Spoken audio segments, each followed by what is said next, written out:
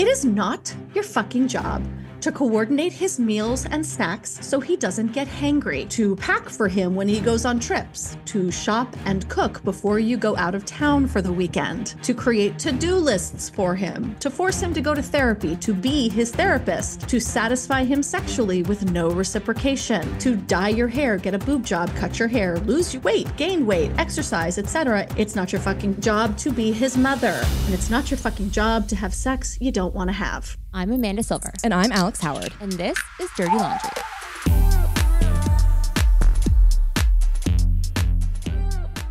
Welcome, Kate Anthony, the author of The D Word, making the ultimate decision about your marriage. Yeah, what a great topic. Amazing topic. Because that's what it is. And this is sort of buttresses on an episode we just did last year about do I stay or do I go, right? This is the question. If you're in a relationship, let's say if you're in a heterosexual relationship, right? And quite frankly, if you're a woman, you have asked yourself that question.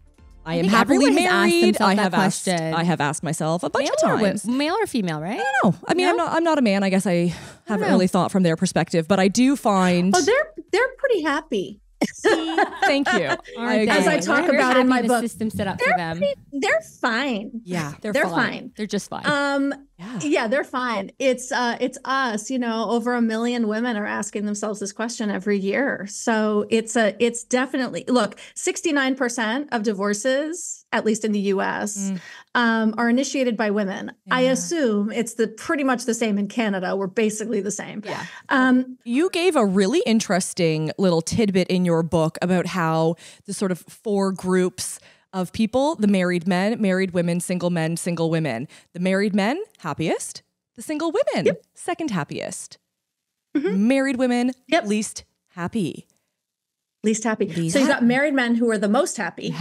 And then you've got, which is what, to my point. Yeah. And then you've got married women who are the least happy. Very telling. These people are married to each other. These aren't different demographics, right? They're married to each other. So there's something wrong. Marriage is not working for women, but it's really working for men. And so your marriage did not work for you. How much of that experience informed your life now? I mean, you are a fellow podcaster. You have now written a book. You do this work as a coach daily. Yeah. Did it begin before? Was the divorce the sort of impetus to this career? Oh, yeah. Tell us a little bit about your journey to getting here today. Absolutely. It was definitely my whole life today. It was funny. I was thinking last night, I was having a very sort of rageful moment about my ex-husband last night. And not about the past, but about, stuff happening now. And I was thinking, God, what if and I was doing that sort of sliding doors thing of like, what would my life be if I had never married him? And of course you can't do that, right? Because then I wouldn't have my kid, who I would never trade for anything in the world. And I wouldn't have, and I was like, well, what would I even be doing for a living? Who would I be, right? Because everything in your life tends to lead you to where you are now, right? That's just the way it works. So yes, I mean, I after my divorce, I had been an actor for 1 million years, and I was done. And I knew that continuing to be an actor in Los Angeles with as a single mom with a 3.5-year-old, like it wasn't, none of it was going to work. And I was good. I was done. I'd done it my whole life. And so I thought, like, what am I going to do now? And I knew getting divorced, I'd been a stay-at-home mom. I was like, I'm going to have to get a job or something at some point. And so people were like, you should be a therapist. And I was like, oh God, no. Oh God, no. And no shade to therapists. I think they're amazing. And I was not going to do that. But someone recommended coaching. And I thought, well, that's interesting.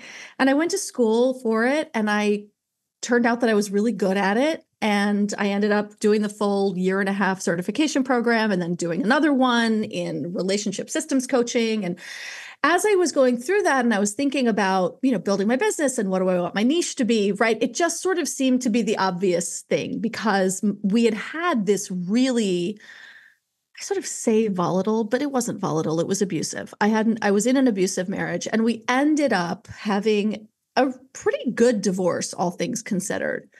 And people around us were like, how did you guys do that? Because our marriage, there was no, it was not something we were keeping on the DL, or like, it was like, nobody was shocked when we got divorced, let's just say. But everyone was shocked that we were able to continue to be friends and, co-parent really well, because that did not seem to be the trajectory. And so people wanted to know how we did that. And so that's kind of how I started this journey, was like, I'm going to help people do that. And then the longer, the more people I coached, and the more people I spoke to, and the more, conversations I had, it just became abundantly clear that there were different needs out there. And that really my experience of being in an emotionally abusive marriage was so not unique, and so more common than anything. And I never set out to be a domestic violence victims advocate. I never set out to talk about narcissistic abuse the way that I do. But I was really following the need, unfortunately. Yeah. And there's a lot of it out there. Yeah. And the question always is, how did you, as this smart, capable, independent, beautiful human, get into this? But so many do. And in fact, that's typically the ones that do. That's right. We are the target, right? Yeah. They're not, it's not fun. Well, okay. So first of all, like on a sociopathic level, it's not fun to take down someone who's not strong and amazing. And from a narcissistic perspective, narcissists attach themselves to people that are amazing because they want what we've got. It elevates their status. And exactly. Because they have no sense of self. They have no self-esteem. And so they look at us and they think, wow, you're amazing. I want that. I want to be that.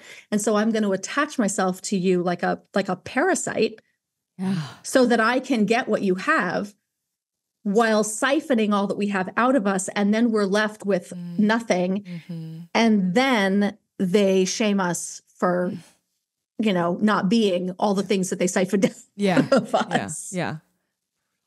Yeah. And so boundaries was sort of a big piece in your life that you discovered going through this process. How to set them up. I was laughing in your book. I'm sure you changed the name, but one of your friends or clients was Alex, and they had, boundary issues with their mom. And I'm like, Kate, did you and I talk already?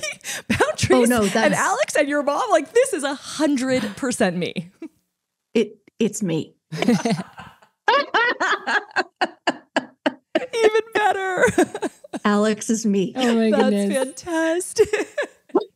Yeah.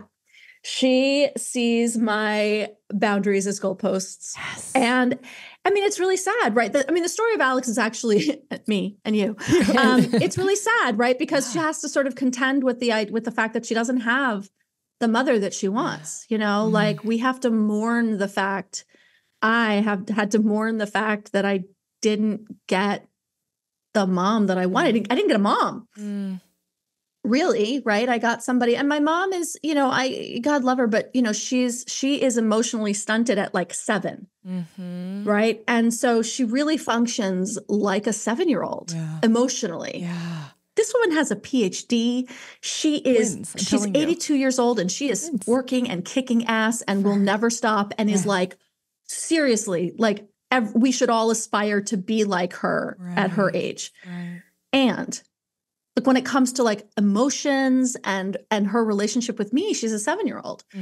And so I have to be like, oh, I see, I have another child, not a mother. And people sometimes find that in their spouses too, right?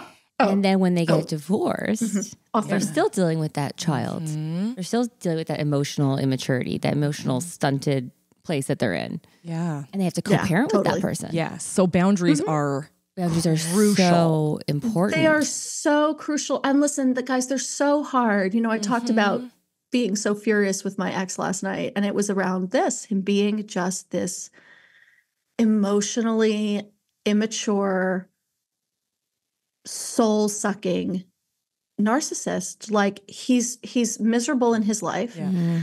And he doesn't have a supply right now. And so he's really, it's like he's got a homing device, right? And he called me last night and I didn't pick up.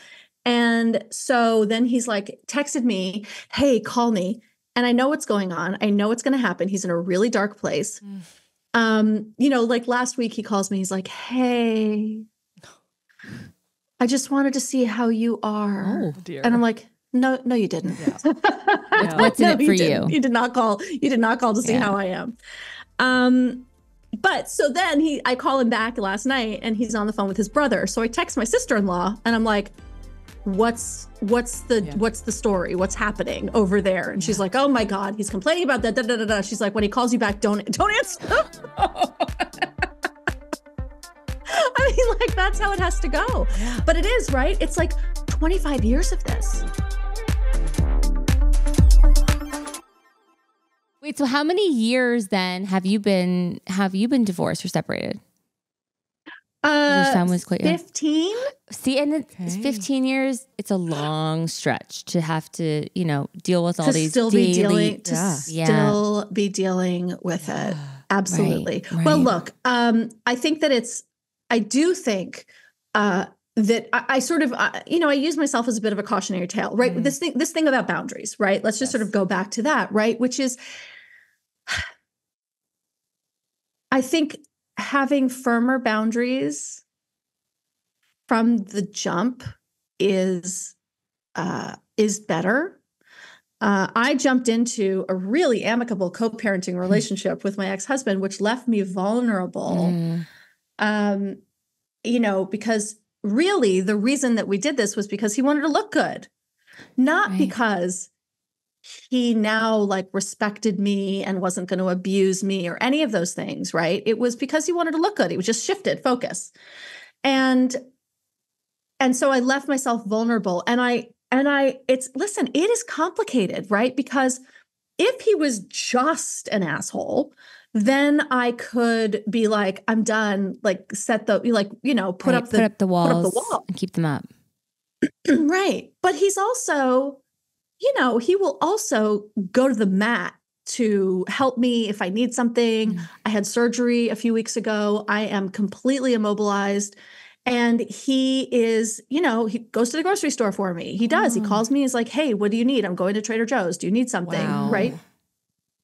And so, and we have an 18-year-old and he lives with me full time. And so there's a lot of, it's never black and white.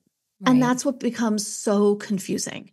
It's so interesting what you said about, so confusing. About boundaries, about it's easier to go from more firm boundaries to less than the other way around after you're separated, right? So I think a lot of people who maybe have a bit more amicable separations think that they're going to have this beautiful co-parenting, everything's going to be amazing. And then something happens, whether it be a new partner or a new stressor, and the boundaries have to suddenly go up and they weren't there before and it's more difficult.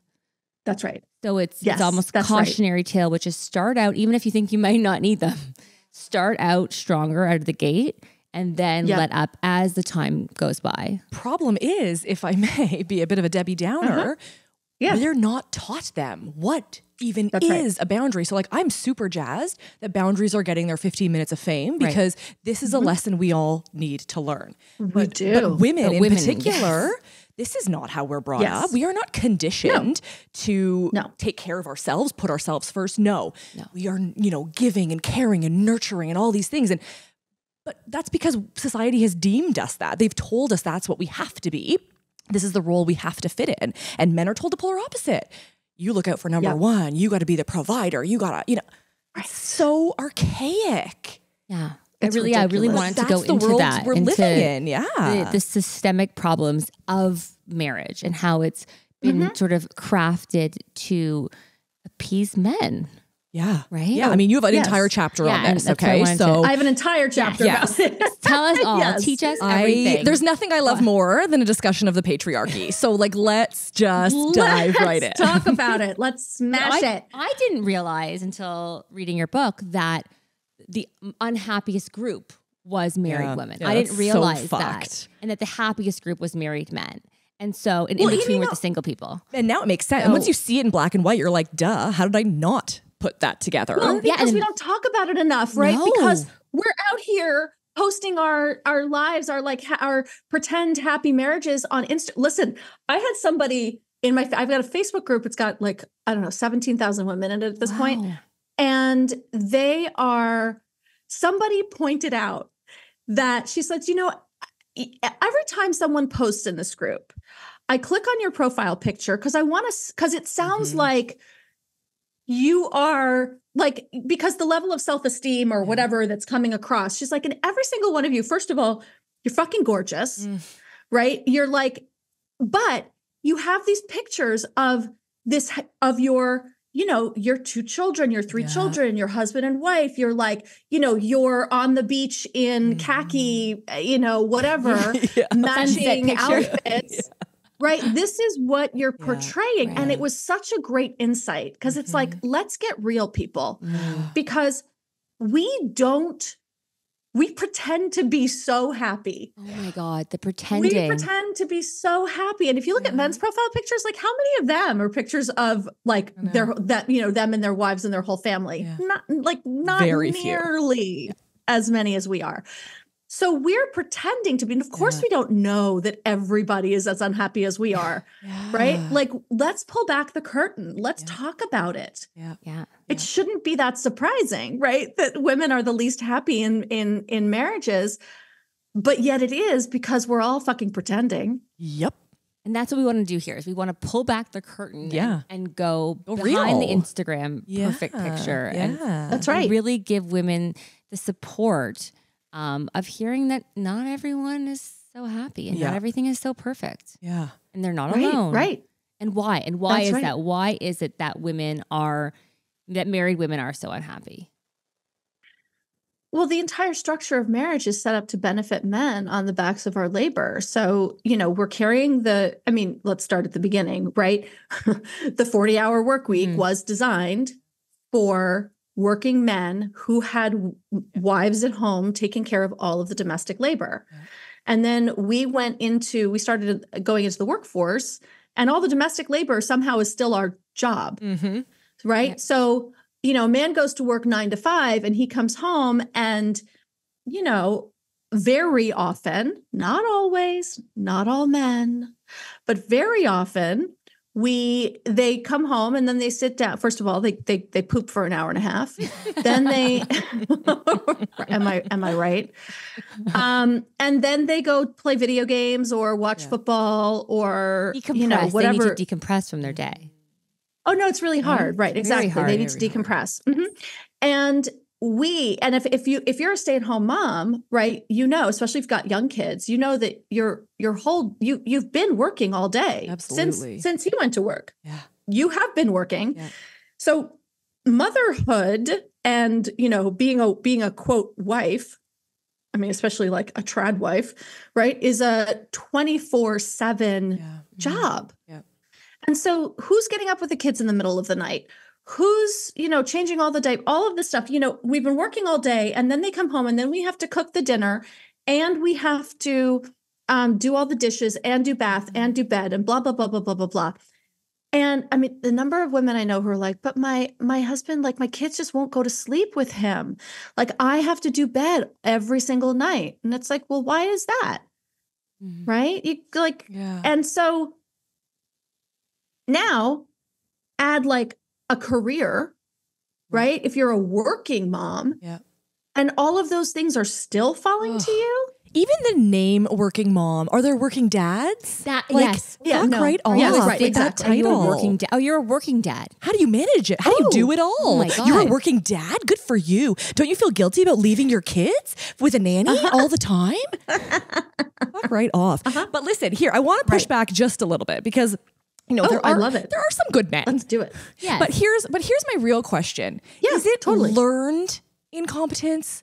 Like these friends of yours or these clients are like, my kids won't sleep with him, with him, only with me. Like the chicken or the egg? But I don't agree with that because even if you're the absolute worst parent, your kids are still like, oh, hey, you're dad. I still know you. I'm still comforted by you.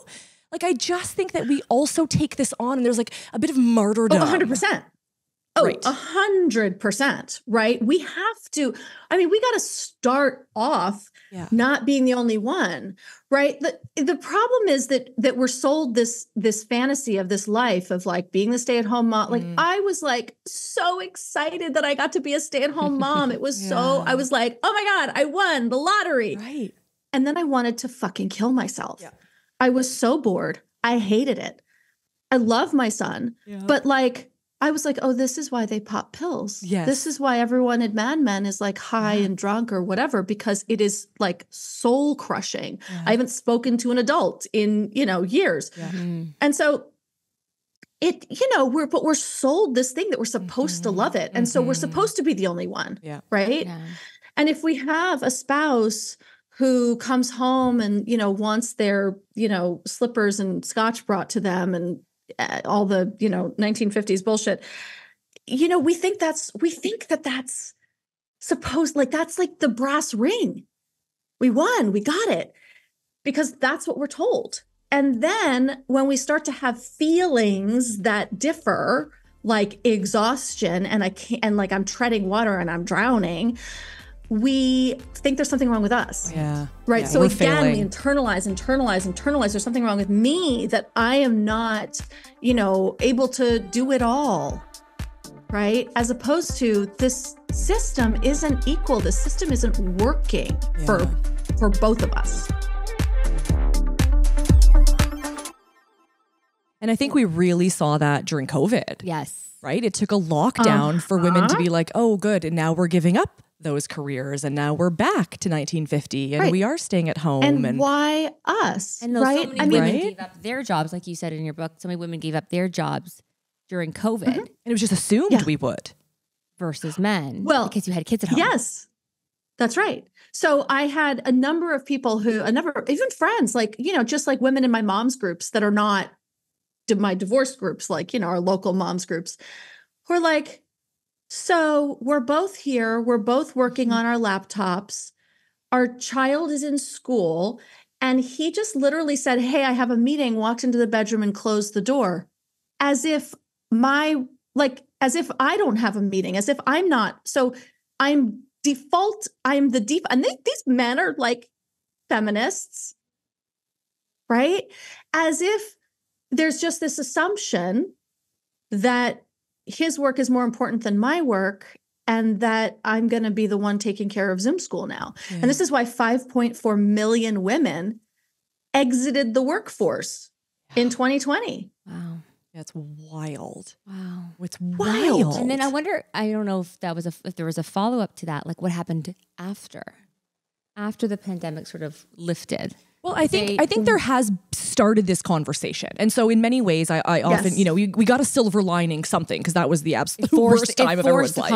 It forced the conversation. It forced more women being like, wait just a second. Let's start this. And so this sort of circles back to my earlier point of like,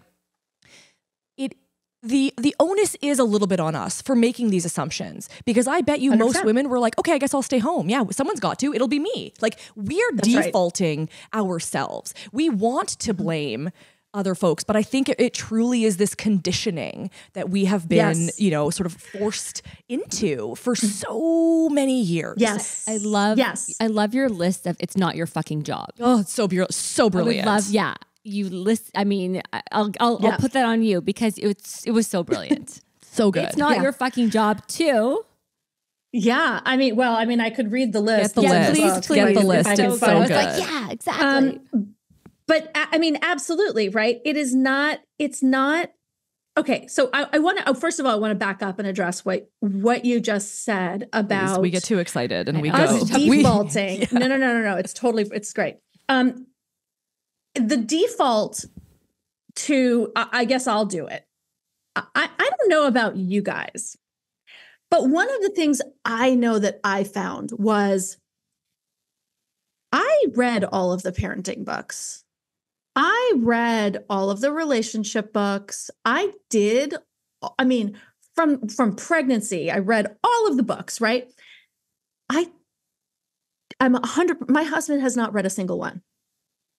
Not a single one. So when it comes to parenting, I feel more confident. I'm not saying he's a bad parent, although he's made a lot of very, very bad choices in his parenting over the years. But I am an educated parent. And so if someone is going to if I'm going to default to somebody staying home and helping my kid through Zoom school or whatever else, like, I'm going to do it because, frankly, I'm a little scared of how he's going to do it. His rage, his temper, all of those things, they get in the way, and my son is scared of him. And so, like, what, right, or was when he was younger. And so I'm going to do it. I'm going to do it because I've actually learned how to do this.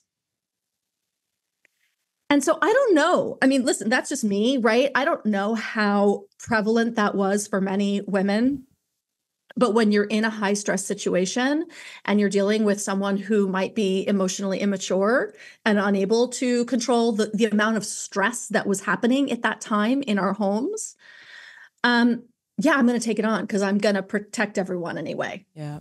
Yeah. They need to protect everyone and keep the peace. And I think it's that kind of mothering, mothering instinct. I don't know. Yeah, but like sure, it that is. Absolutely. You do default because now it's your child that's at risk. Like, we're willing to sacrifice all kinds of stuff for ourselves.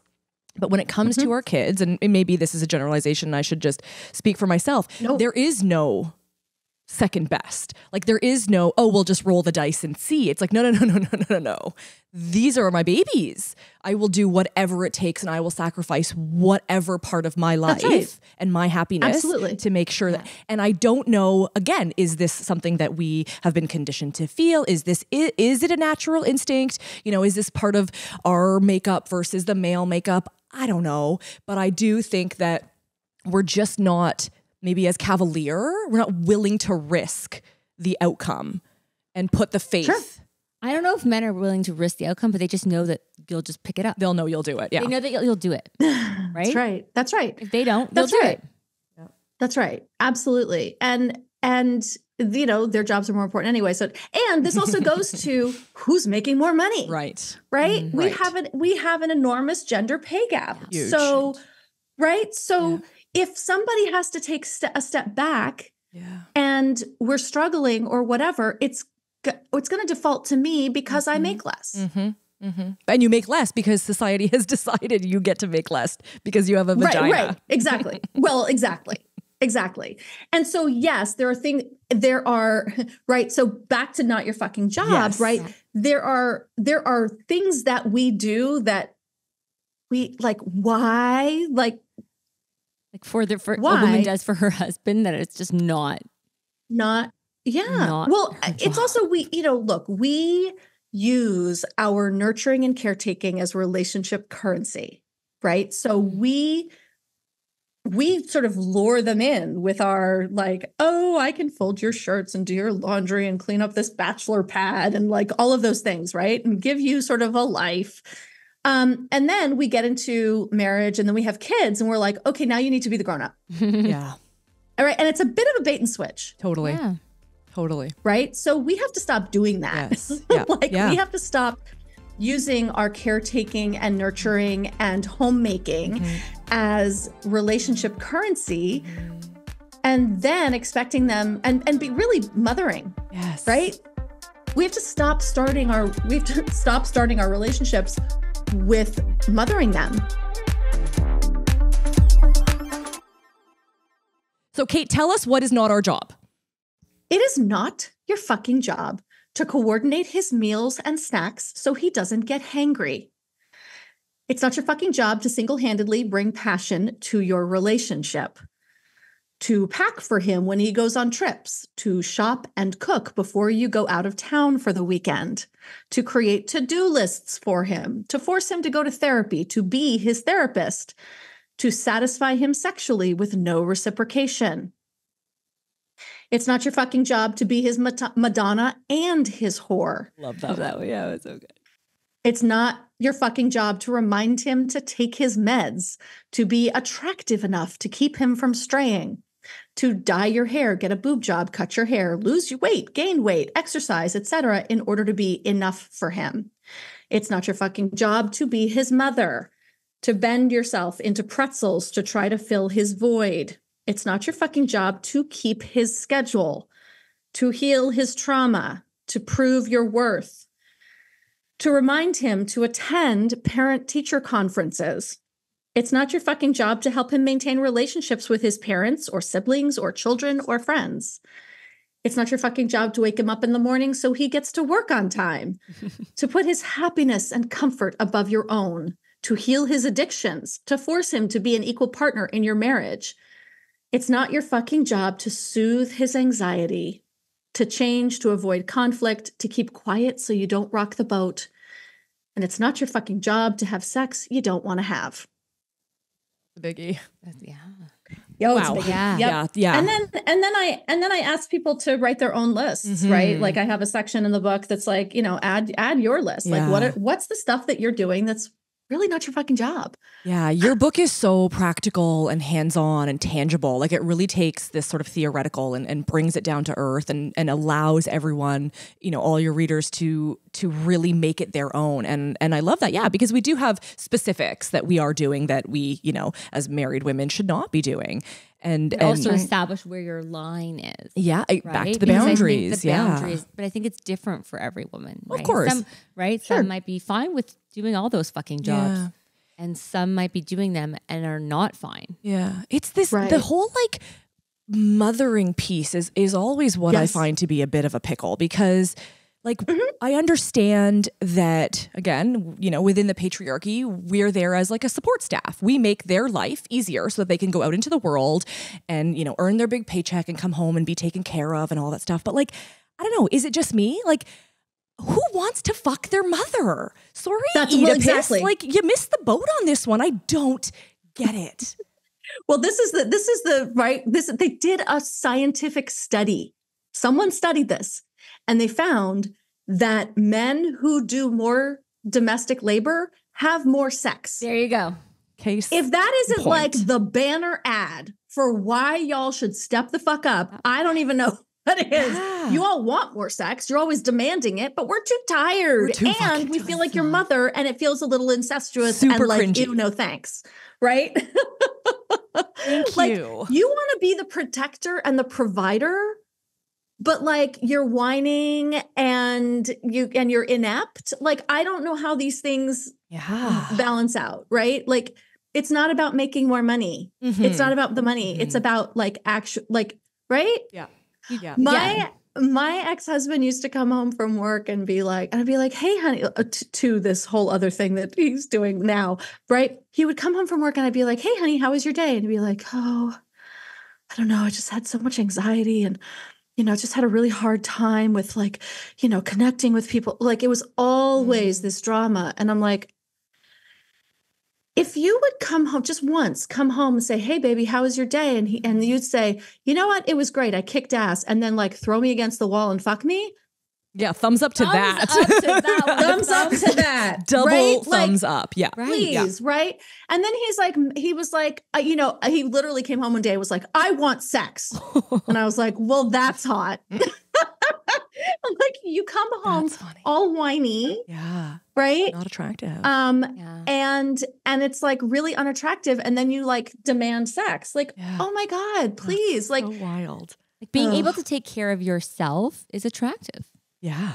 Absolutely. Yeah. Absolutely. And I think this also, listen, I don't mean to be like, I'm not trying to rag on men, right? What I really think that we have to re-examine and redefine what manhood is. Yeah. And for men, because they're suffering. Yes. They're dying at younger ages. Yep. They are dying of, stress-related, diseases more often than we are. Like men are not happy. No, they're lonely. Right. They don't have the same depth of friendships and relationships like women do. I am thrilled not to be one. In terms of my sort of emotional intelligence, my girlfriends, like my relationship with my kids, even compared to his, like it is different. And so in many ways, I'm absolutely so grateful to be a woman, but there are some things we could do without. Right. Well, exactly. Right. They're not here. They're not happy. There is a mental health crisis happening with men. And I think it really does come down very much to, they don't know, like, they don't know where they fit. They don't know, someone said in my Facebook group, not in my Facebook group, on my Instagram, I did a reel recently where I was like, men are not okay. They're not okay. They are, this was in response to a number of men in my Facebook group, another number of women talking about men attempting suicide in front of the family, when their spouse said that they wanted a divorce. I'm like, men are not okay. They're not. And a lot of this is manipulation and strategy and tactics, but sometimes it's really not. And it's really serious. And, some guy came on, I mean, of course, the manosphere just are still having a ball with this reel, by the way, and proving so many of the points that I make in it. But they're like, this one guy was like, men don't have it. We need purpose. And I'm like, well, it's not my fucking job to give you purpose, dude. Add that to your list. Find your own. Right? Yeah. Right. Yeah. Whose job is it to give you purpose? Yeah.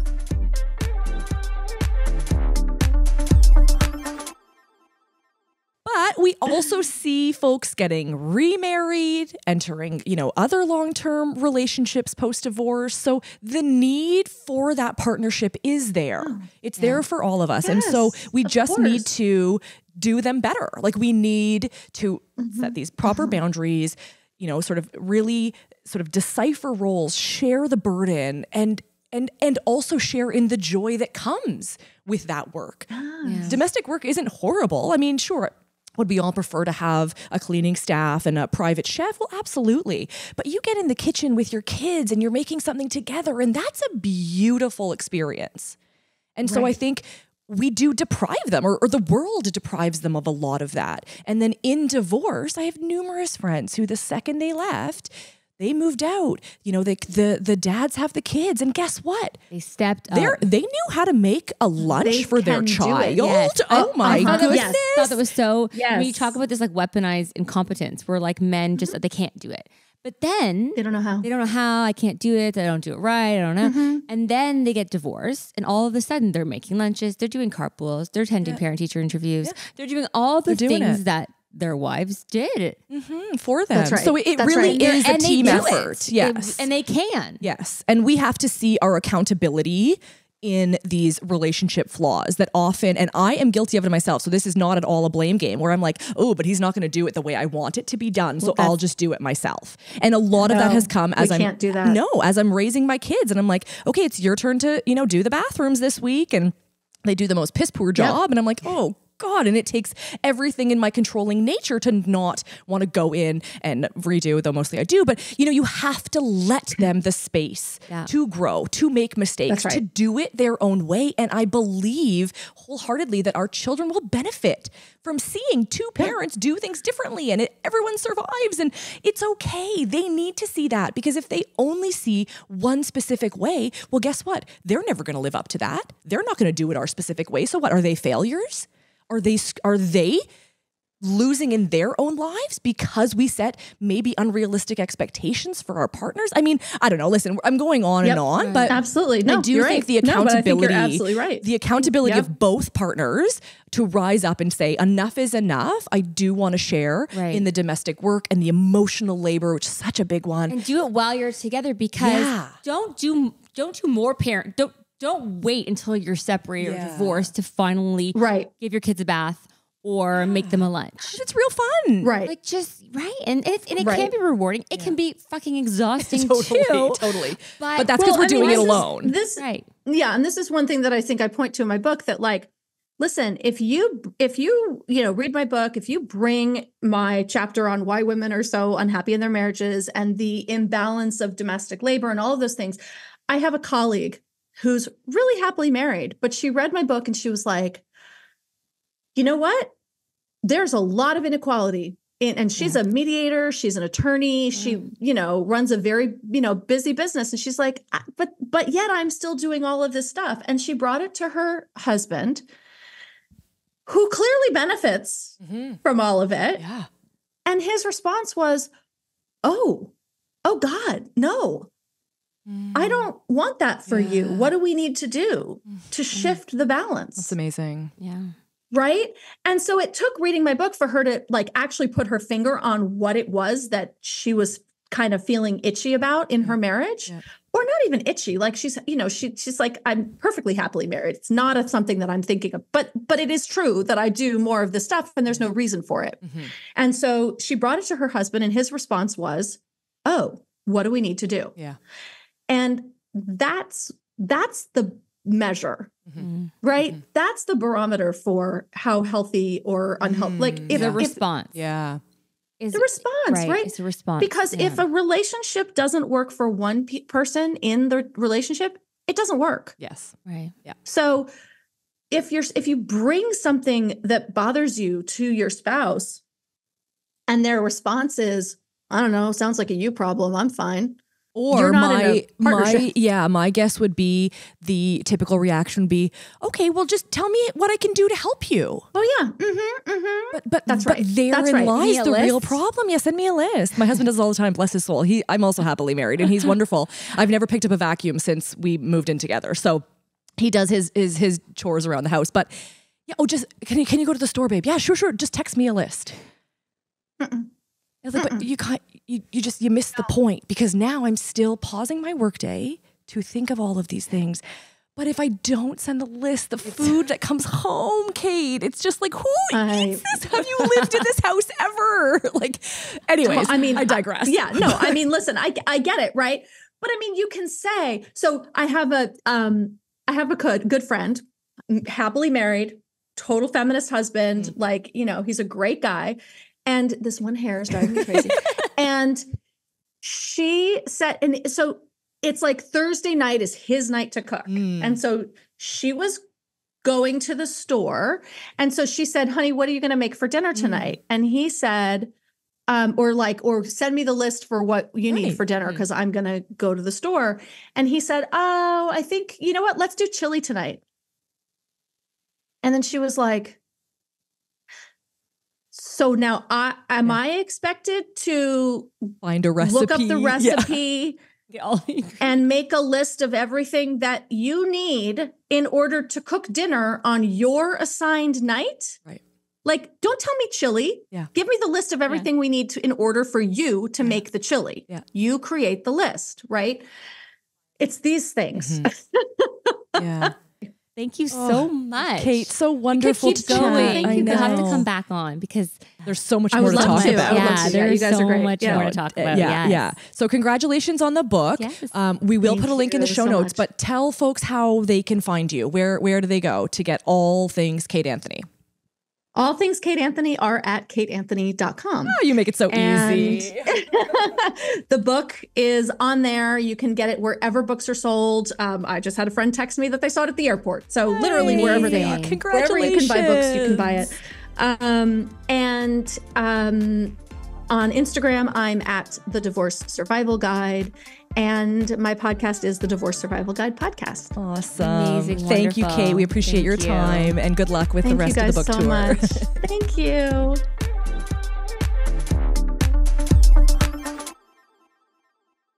Well, wow. Kate, what a treat. She's so fantastic. Her book was so great. It was so approachable, very digestible. I love that there was like a little bit of a workbook component, so you really could make it your own and sort of use her experience, her anecdotes, and then kind of internalize those and go, okay, now how do I fit in? Because there are so many similarities in relationships, but each is unique. We see that every day, every file we work on. Everyone's got their little nuances. But the issues are often the same. The core, the right? root. And it's not the major issues. Like I find even in our separation and divorce work, it's not that parents, when they're going through the separation divorce, are fighting over the major issues like education, which religion and health. It's the little things. It's the little mundane, little daily things that they fight over during their divorce. also happens during the marriage. Yeah. So maybe it's a bit of a lesson in like letting go. Fucking like channel your inner Frozen and just like let go, let it be, let people make mistakes. But then what if stuff doesn't get done? Yeah. Like, what, let it go that the kids need to be like taken to their dance program, or like, no, I just mean like dinner has to be put on the table. But, like, but maybe dinner is just ordering a pizza. Like, let that go. Right. You know, I often am just like, I don't understand. Like, don't you see that you haven't cooked a vegetable in 3 days for these kids? And it's like, who the fuck cares? I'm the only one that gives vitamins. Who the fuck cares? The supplement industry is 50% fake anyways. Like, it makes me feel better, but is it actually benefiting them? Does he care? No, or else he would do it. So why do I care so much? Like, less pressure on yourself to take the pressure off your marriage. Yeah. Like, what do they say? The things you focus on grow. So focus on the positives, whether it's the positives of your marriage or the positives of your ex as simply being a good parent, right? Or whatever their strengths are, providing still for the family, or being a good pal out in the world, or whatever those things are. Let them be them, right? And focus on the good, and maybe that'll sort of come back at you in terms of you kind of forget about the other stuff. I don't know. Am I making any sense? I feel like if we, and especially in this line of work, all we see is the bad, right? People are coming to us when it's just the shit. They're at their breaking point. Yeah. They're exhausted. They're worn out. They're burnt out. They're emotionally drained, and they're having to make these incredible life decisions at that time. So it's hard to focus on like, oh, aren't they a great parent? But I don't know about you. I start every almost mediation with, tell me what's great about so-and-so. So that we can start on a positive note, right. So we can remember why you decided to come together in the first place, start a family, build a life together, whatever that was. Like, there were things that you chose about that person that were positive. Let's focus in on that, kind of set the tone, and then, continue to sort of all the difficult conversations. And I just think especially for those folks that are in this do I stay, do I go, big question. I don't know, is it like a pros and cons list? Is it pros and cons? All the good things? Yeah. And then just choose to focus on that. She said, like, would you rather live in an uncomfortable truth or comfortable lie? And I think that's sort of the fence that some people are on when they're making this decision. Yeah. Right? Right. Well, what do I always say? Marriage is hard. Leaving is hard. Pick your hard. Right. But I think it is a good point to say, okay, well, if you are still in this position and you are like, okay, here are the things that are really bothering me, or here's what I'm struggling with. And her book really helps you identify what those things are, because you might say, I'm unhappy in my marriage. Right. What does that mean? What does that mean? And how am I going to fix it? Well, I don't know. Yeah, who knows? Okay. So when you're at that point, break it down. Yeah. Read a book like The D Word. Find out, what are you unhappy about in your marriage? What needs to change? What can you change? What does he need to change? Yeah. And then you can go from there. And then you could sort of go down the path of, is there work that can be done? Do they want to do the work? If they do want to do the work, great. We can maybe we could stay together. They don't want to do the work. It's all my fault. It's not their problem. Yeah. Well, I think that's going the other way. Like, I think first identifying what those issues are. And it might be simple, like, do I have to send them a grocery list, or can they make it up themselves? Right. And again, maybe that's not something that bothers you. Maybe you don't actually care about that. Maybe you don't care. But there's going to be other things that you do. But overall, all those things add up to an exhausted parent. Breaking point. Right? It really does. When you're doing all the things, you're doing all the homework, you're doing and your own job, right? You have you're doing both jobs. Yeah. It can really break someone down. It's a lot. So grab the D Word. It was a great read. The D Word. I loved Join it. our community. Yes. Talk to other people who are feeling the same thing, having the same questions. Yeah.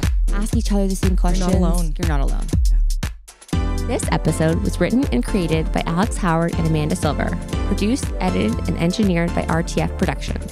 Make sure to rate and review our show if you loved it, and give us a follow on Apple Podcasts, Spotify, or wherever you stream your podcast to stay up to date on all upcoming episodes. Thanks for listening. And go easy on us. We're not your ex.